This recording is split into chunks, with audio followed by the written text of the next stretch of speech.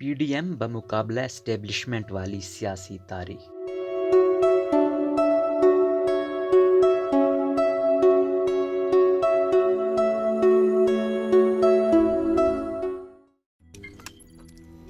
روزنامہ قدرت کی ویڈیو دیکھنے کے لیے ابھی یوٹیوب چینل پر سبسکرائب کریں اور بیل آئیکن پر بھی کلک کریں۔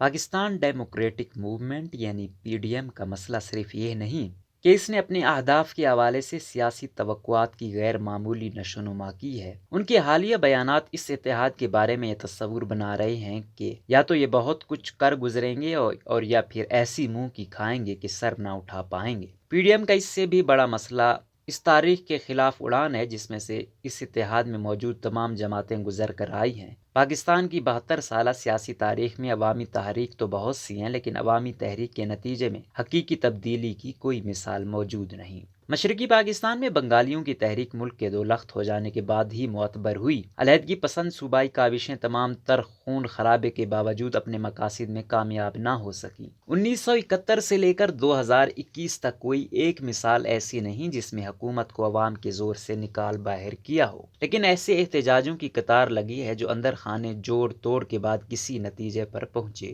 ذوالفقار علی بھٹو کے خلاف حزب اختلاف کو مکمل طور پر اس وقت کی فوجی قیادت کا سہارا تھا۔ ضیاء الحق کے خلاف چلنے والی تحریک کے بعض بڑے سیاسی گھوڑے روزانہ جی ایچ کیو سے رابطہ کیا کرتے تھے۔ عمران خان کے دھرنے کی مبینہ منصوبہ بندی اس وقت طاقت کے پاشاؤں نے اپنے ہاتھوں سے کی تھی۔ طاہر القادری کے ٹکٹ کے پیسے، جی ٹی روڈ پر اس کے حق میں لکھے جانے والے نعرے، پوسٹر اور اسلام آباد میں پڑاؤ کا خرچہ اس مفصل آفس ورک کا نتیجہ تھا جو سڑکوں سے بہت دور ٹھنڈے کمروں میں آرام سے بیٹھ کے کیا گیا تھا۔ مذہبی اور دینی جماعتوں کو متنازع معاملات پر راہ دکھا کر خوش آمدید کہنا عوام کی منشا کی داستان نہیں بلکہ نہ ختم ہونے والی محلاتی سازشوں سے بنے ہوئے واقعات ہیں۔ اب تو یہ بھی کہا جا رہا ہے کہ جنرل پرویز مشرف کو ہٹانے کے لیے ماحول کو اندر سے سازگار بنایا گیا تھا۔ ان تمام امور میں احتجاجی شرکت اور کارکنان کا جوش و خروش نقلی نہیں تھا، مگر اس جوش کو استعمال کرنے کا عمل یا اس کے ذریعے مرضی کے نتائج حاصل کرنے کی اسٹیبلشمنٹ کی شراکت داری سے طے پائی۔ پی ڈی ایم کا موجودہ بیانیہ یہ ہے کہ وہ تاریخ کی اس پلاننگ کے برعکس اسٹیبلشمنٹ کی مدد حاصل کیے بغیر ایک ایسی حکومت کو نکال باہر کرے گی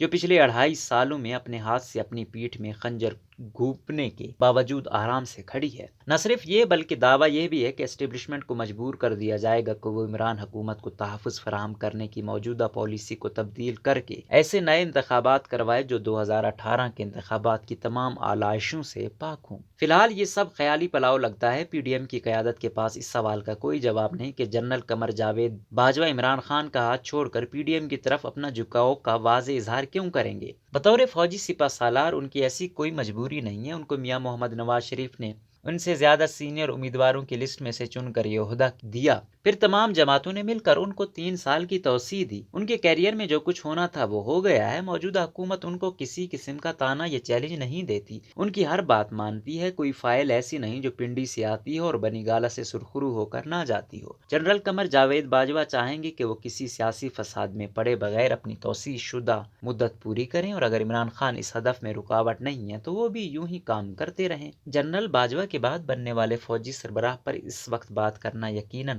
قبل از وقت لگتا ہوگا، مگر اندرونی طور پر ایسے عہدوں کے لیے تیاریاں اور لابنگ کافی پہلے شروع ہو جاتی ہے۔ وزیر اعظم عمران خان اس لابنگ کا حصہ بن کر جنرل قمر جاوید باجوہ کے بعد کے امیدواروں کو بھی اپنے حق میں استعمال کر سکتے ہیں۔ یعنی حال تو درست ہے ہی، مستقبل میں بھی اسٹیبلشمنٹ کی خوشنودی حاصل کی جا سکتی ہے۔ ان تمام معاملات میں سے کسی پر بھی پی ڈی ایم کی جماعتوں کا کوئی اثر و رسوخ نہیں۔ ملک میں ہونے والے فیصلہ سازی میں ان کو کوئی لفٹ نہیں کراتا۔ ویڈیوز میں آپ کو عمران خان، جنرل قمر باجوہ اور جنرل فیض حمید کے علاوہ کوئی نظر نہیں آتا۔ کبھی کبھار نظریہ وقتی ضرورت کے تحت یعنی ایکسٹینشن یا FATF پر قانون سازی یا سینٹ میں اوپن ووٹنگ وغیرہ پر رابطے ہو جاتے ہیں، مگر اس سے زیادہ پی ڈی ایم کی پہنچ پاکستان کی مستقل صاحب اقتدار قوتوں تک نہیں ہے۔ عمران خان کو ہٹانے کا کوئی محرک ایسا نہیں جہاں پر اسٹیبلشمنٹ کی کوئی دلچسپی یا ان کا کوئی حقیقی مفاد واضح ہو۔ ان حالات کو تبدیل کرنے کے لیے پی ڈی ایم کے پاس سڑک کو گرم کرنے کے علاوہ اور کوئی چارہ نہیں ہے، مگر یہ کہنا آسان اور کرنا مشکل ہے۔ سڑک کو ٹھنڈا کرنے والی قوتیں گرم کرنے والی قوتوں سے زیادہ مالدار ہیں، اور پھر کتنی گرمی کافی ہوگی